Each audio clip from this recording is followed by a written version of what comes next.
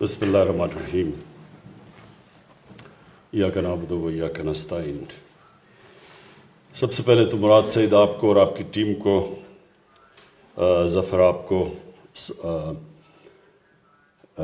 D G صاحب آپ کو، کہ NHA کے اندر جو یہ آپ نے امپرومنٹس کی ہیں، میں آپ سب کو خراج تحسین پیش کرتا ہوں۔ جب لوگ کہتے ہیں کہ کدھر ہے نیا پاکستان، تو یہ ہے نیا پاکستان۔ مطلب کہ ایک ملک ماڈرنٹی کی طرف جا رہا ہے، ڈیجیٹائزیشن کی طرف، جو دنیا جس طرف جا رہی ہے، اور فیوچر یہ آپ ڈیجیٹائزیشن کا ہے۔ لیکن اس سے زیادہ جو امپورٹنٹ چیز ہے وہ یہ کہ اس کے اندر ایک ٹرانسپیرنسی، یہ ای بلنگ، ای بڈنگ، اور پھر وہ جو جی آئی ایس میپنگ، اس سے یہ ہوگا کہ اس سے تو آخر میں جی آئی ایس میپنگ سے تو آپ مانیٹر کر سکیں گے۔ پہلے تو فزیکل جا کے انسپیکشنز ہوتی تھیں، انگریز کے زمانے میں تو وہ گھوڑوں پہ جاتا تھا۔ تو اب یہ ایک ماڈرن ٹیکنالوجی کا زبردست فائدہ یہ ہوگا کہ آپ بالکل مانیٹر بھی کر سکیں گے۔ لیکن یہ جو آپ کی ای بلنگ، ای بڈنگ، یہ بھی بہت امپورٹنٹ ہے، کیونکہ یہ دونوں ایریاز ایسے ہیں جس میں بہت زیادہ کرپشن ہوتی تھی۔ کرپشن اس طرح کہ ایک تو بڈنگ کے اندر پہلے سے جس طرح کانٹریکٹس دیے جاتے تھے، وہ ایک بڑا ایک سیٹ سسٹم بن چکا تھا کرپشن کا، اور پھر جو نقصان ہوتا تھا وہ تو صرف ملک کو نقصان ہوتا تھا کہ جو پیسہ لگنا ہوتا تھا مثلا ایک سڑک کے اوپر، اس کا ایک حصہ چلا جاتا تھا لوگوں کی جیبوں میں۔ سڑک بھی سب سٹینڈرڈ بنتی تھی، اس کا لوگوں کو نقصان پھر سے بنانی پڑتی تھی، یعنی ہر طرح قوم کو نقصان ہوتا تھا۔ اور یہ جب آپ جتنی ٹرانسپیرنسی ٹینڈر دینے میں اور بڈنگ میں لے کے آئیں گے، اتنی کم گنجائش ہو جائے گی کرپشن کی۔ اور یہ جو آپ نے ای بلنگ کا کہا، اس کا بھی جتنا آپ آٹومیشن اور ٹیکنالوجی لے کے آئیں گے، اس میں بھی جتنی ہیومن انٹریکشن کم کرتے رہیں گے، اس میں بھی یہ جو انفارچونیٹلی جو ہمارا رشوت دینے کا پورا سسٹم بن گیا ہے، ایک جڑیں اندر تک چلی گئی ہیں، ایک سسٹم کے اندر ایک آلموسٹ ایکسیپٹیبلٹی ہو گئی ہے۔ لوگ سمجھتے ہیں کہ بس یہ پاکستان ایسا ہی رہے گا، تو اس کو یہ چیز ڈیفیٹ کرے گی۔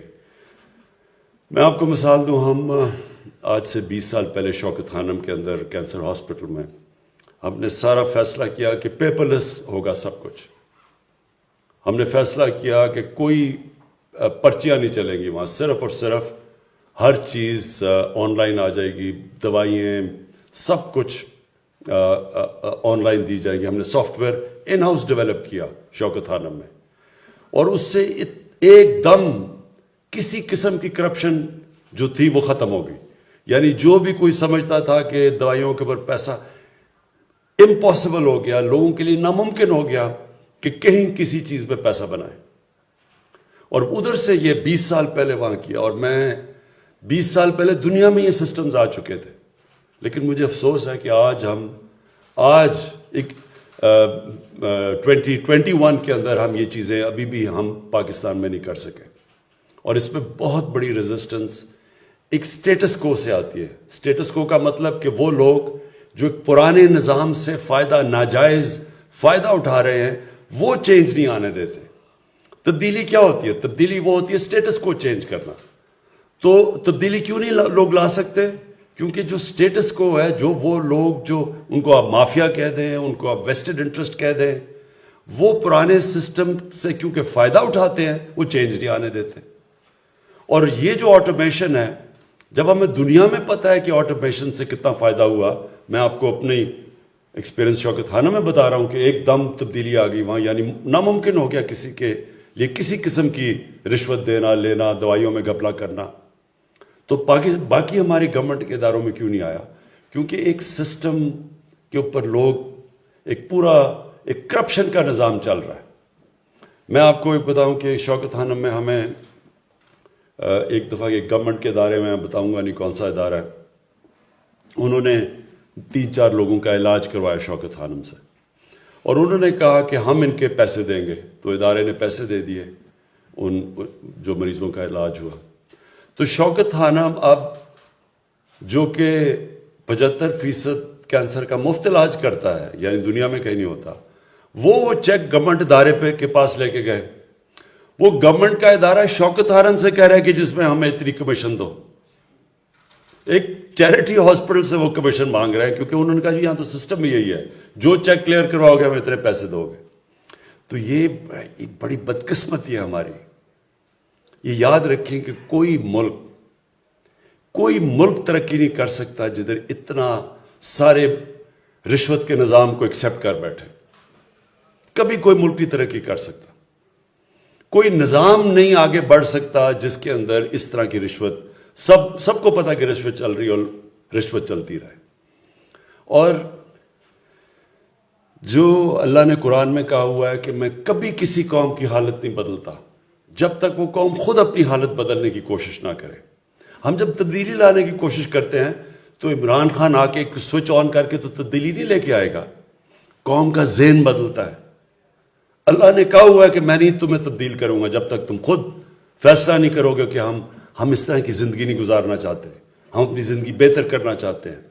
ہم بھی دنیا کے اندر ایک چھاتی نکال کے پھرنا چاہتے ہیں کہ ہم پاکستانی ہیں. ہر پاسپورٹ کی دنیا میں ہم عزت چاہتے ہیں. تو ایسے تو نہیں عزت آتی. عزت ایک خوددار قوم کو ملتی ہے، سچی قوم کی عزت ہوتی ہے. جب ملیشیا اور انڈونیشیا میں جب لوگوں نے اسلام قبول کیا تو وہاں کوئی مسلمان فوج تو نہیں گئی تھی. مسلمانوں نے فتح تو نہیں کیا تھا انڈونیشیا اور ملیشیا. جو مسلمان تاجروں کا کیریکٹر دیکھا لوگوں نے اتنے متاثر ہوئے کہ اس سے وہ لوگ مسلمان ہو گئے. سچے لوگ تھے، کیریکٹر والے لوگ تھے. کوئی بددیانتداری نہیں کرتے تھے اپنے لوگوں سے. لوگ رسپیکٹ کرتے تھے، ان کی امانت دار لوگ تھے. اس لیے لوگ ان کو متاثر ہو کے ان کی طرف آئے. تو ہم پاکستان میں ریئلائز نہیں کرتے کہ اللہ نے اس زمین کو کیا کیا نعمتیں بخشی ہیں. اور یہ میں جب بڑا ہو رہا تھا تو یہ پاکستانیوں کی دنیا میں عزت تھی. تیزی سے اوپر جا رہا تھا ملک. یہ جب ہمارا صدر گیا امریکہ تو امریکہ کا صدر اس کو ایئرپورٹ لینے آیا. جب وہ گیا برطانیہ تو کوئین نے جس طرح اس کو ریسیو کیا، رسپیکٹ تھی ایک دنیا میں. کیونکہ قوم تب ایک لوگ اس طرح جو ایک قوم کو جو آہستہ آہستہ ہمارے سسٹمز گئے، ہم نے سچائی سے دور ہوئے، رشوت ایکسیپٹ کرنی شروع کر دی، لیڈرز نے کرپشن شروع کر دی. ابھی یہ کیا، یہ جب یہ ایک براڈ شیٹ ایک چیز سب کے سامنے آئی ہے کہ اس نے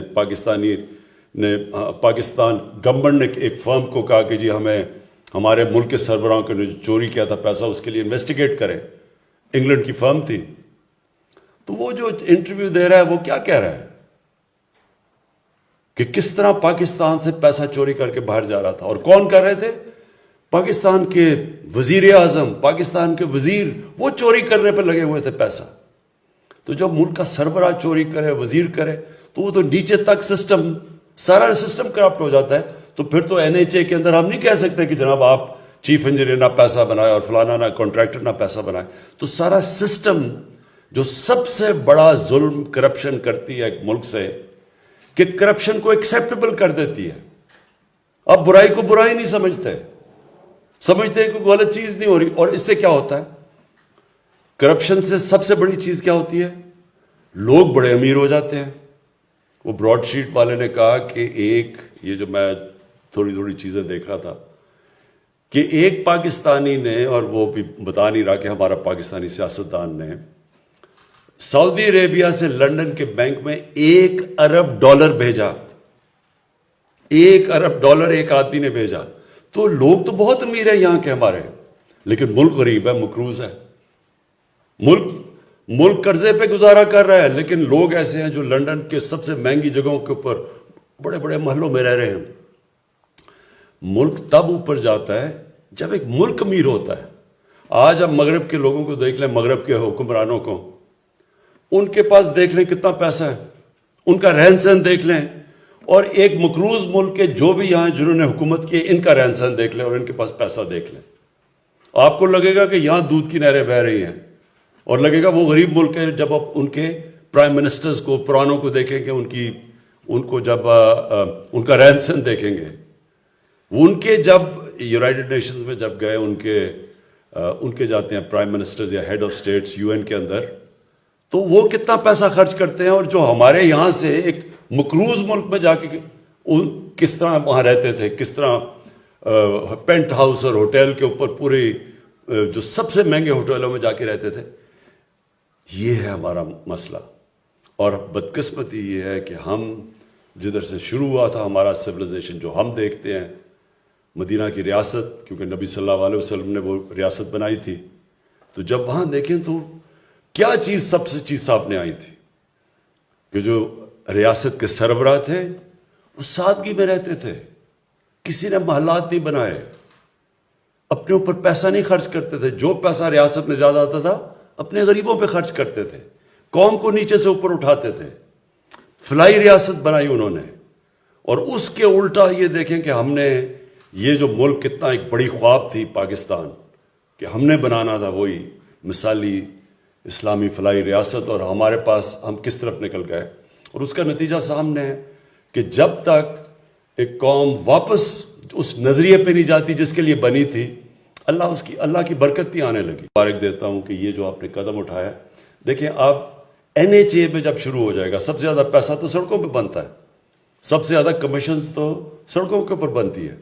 تو یہ جب آپ اس کے اوپر اس طرف جا رہے ہیں ڈیجیٹائزیشن کے اوپر, اس کا مطلب کہ آپ نے مشکل ہو جائے گا لوگوں کے لیے پیسہ بنانا, ٹرانسپیرنسی آ جائے گی. اور یہ جب سب سے زیادہ ادارہ جدھر پیسہ بنتا تھا, جب ادھر سے چینج آئے گا تو انشاءاللہ باقی بھی. اب ہم جو اگلا ادارہ ہے FBR, سب سے بڑا چینج آئے گا جب FBR پوری طرح ڈیجیٹائز ہو جائے. اور وہ بھی تھوڑی سی بڑی ریزسٹنس آئی شروع میں, لیکن مجھے ابھی تک انہوں نے ڈیٹ دی ہوئی ہے, میں نے ان کو ٹائم دیا ہوا ہے کہ گرمیوں تک, جولائی تک FBR کے اندر مجھے ٹوٹل ڈیجیٹائزیشن چاہیے. اور انشاءاللہ تب آئے گی. آپ دیکھیں ٹیکس کلیکشن پاکستان میں کیسے اوپر جاتی ہے, اور جیسی ٹیکس کلیکشن جاتی ہے ہمارے ملک میں پیسہ آ جائے گا اپنے ان لوگوں, تعلیم پہ خرچ کرنا, اپنے غریب لوگوں پہ خرچ کرنا, اس کو فلاحی ریاست بنانا. ہمارا جو سب سے بڑا مسئلہ ہے کہ اپنی ہیومن ڈیولپمنٹ کرنا, انسانوں پہ پیسہ خرچ کرنا.